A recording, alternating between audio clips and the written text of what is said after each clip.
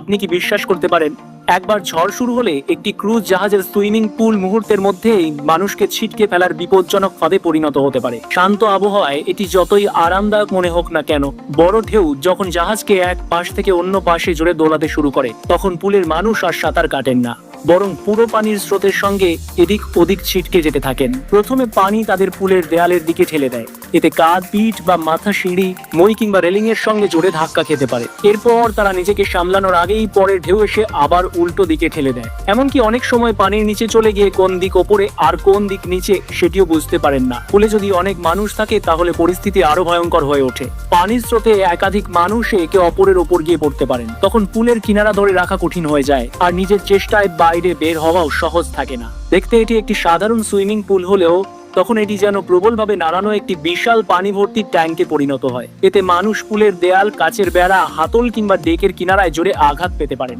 এমনকি পুলের পানি উপচে ডেকে ছড়িয়ে পড়ে চারপাশকে খুবই পিচ্ছিল ও বিপজ্জনক করে তুলতে পারে। এই কারণেই ঝড়ো আবহাওয়া শুরু হলে জাহাজের কর্মীরা সঙ্গে সঙ্গে পুল বন্ধ করে দেন, যাত্রীদের দূরে সরিয়ে রাখেন এবং পুলের পানির স্তর কমিয়ে দেন।